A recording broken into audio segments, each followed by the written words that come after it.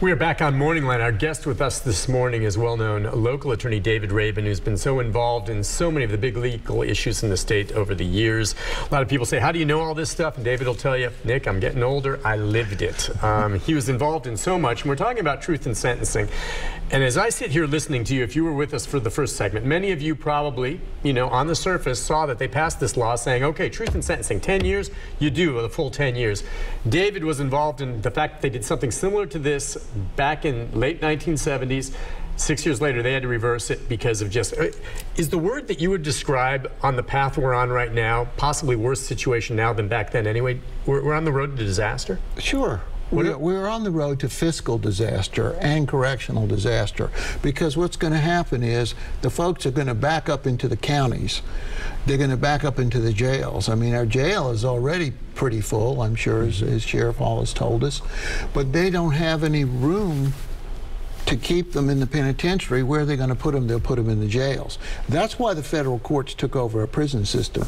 You had a sheriff in Memphis who took his prisoners and handcuffed them to the walls of the penitentiary, because he said, I got no place to keep these people. You're not taking them, I'll just handcuff them. And the federal judge threatened to hold him in contempt, put him in jail.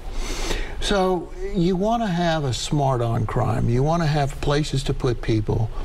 There are people who are so dangerous, they need to be locked up literally forever. Okay, that's just the reality of it. You can't say everybody can be rehabilitated. That's nonsense. There are very dangerous people. But by and large, many people commit crimes of circumstances, drug offenses, that sort of thing, even theft offenses. I mean, burglary. They said, oh, somebody breaks into somebody's house and they take everything. Well, it's horrible. Of course it's horrible. But that same status applies to a kid who breaks into somebody's house, steals a TV, and runs away. Okay, does that person need 6 years with no parole at 100%? Probably not. Certainly you want to punish that. Certainly you want to deter it. But there are differences. That's why we send our judges to law school. That's why we have a parole board, to differentiate. Right. And so what happens is, it's so strange. Some of these same legislators, their friends, their relatives, they get arrested. They call me. Can you represent Johnny? Well, yeah, he's charged with a crime, but you passed a law that makes no parole, no probation. Oh, well, you can work around that.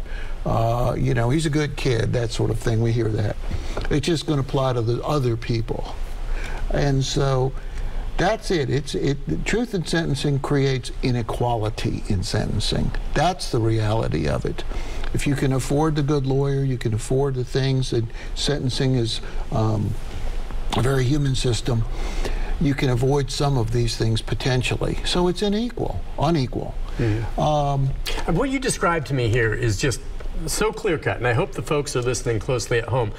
But we know this passed overwhelmingly in both the House and the Senate. It went to the governor, who, I think you're correct, probably realizes we've been there. I don't want to. He did not step up to veto it. He didn't sign it, but even had he vetoed it, they probably had the votes to pass it anyway. And so the public, I'm guessing, these lawmakers figure, well, our constituents want this. I mean, what do the constituents need to understand they've just bought into right now? Well, they didn't buy in anything. It was served up and given to them. But these lawmakers, look, I like to think that they mean well what's best for the state. They're most concerned with keeping their butts in their seat there at the legislature. And so if they think this issue is going to cost them re-election, they're not doing it. So they must think their constituents support it. There was no great hue and cry in the streets for this law. That's what's so strange about it. We've had legislators who've all felt this way before. But they didn't promote. I mean, they'd pass a crime here and a crime there. I mean, this was pretty much across the board for serious crimes.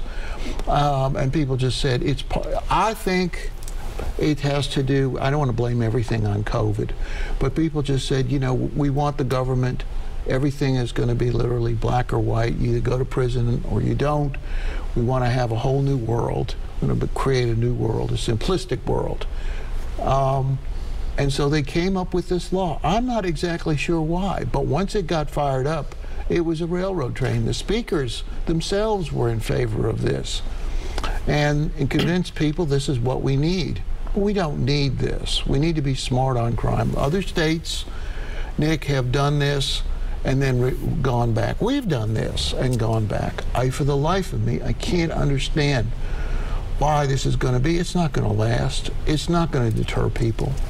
And the crime they pass today will be changed tomorrow. We need stability in sentencing. I understand that people say 10 years is 10 years, but it's sliced up into component parts. Most of life is that way. Nothing is completely ironclad. Criminals, so this is the other thing. Criminals don't sit there and say, oh, I better commit all my crimes today before July 1 because after July 1 I'll get locked up forever. They don't think about stuff like that. Their thought process, I'm just not going to get caught. Right. Yeah, so deterrent-wise, and you also mentioned to me during the break, if you were going to do this, a lot of the sentences were in place dating back to when you wrote this law back in '79. They were lengthy sentences. If you were going to do this, they were never intended to serve that whole long sentence. That would be the worst case scenario. You keep screwing up, you end up serving, 20 years instead of it being reduced. If they were going to do this, they should have at least, perhaps then you say, shortened the sentences for a lot of these crimes. They didn't do that. No. So the sentence lengths were created as part of the Sentencing Commission in 1989. So we had very long sentences with the idea that there would be a part where the person would serve the time, a part where they would get credits to rehabilitate, and then a part where they'd be on parole and expire their sentence. That was the concept.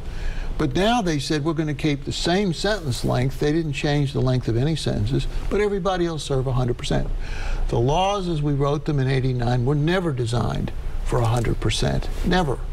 Every state that has ever done this has said, okay, we're going to contract the length of the sentences if that's what you want, to approach what we're doing now and make it 100% if that's what folks want. We have the worst of all possible worlds. How does it play out then when you say they eventually, like 5, 6 years later, reverted back? Will there be a hue and cry when they keep coming to the taxpayer for more money to build more prisons? Or is it the lawmakers all of a sudden realize, look at what are we going to do? I mean, where's the rubber going to hit the road on this? And it may come sooner than 6 years, depending on how bad the situation is here now anyway. Well, where it's going to happen is at the local level.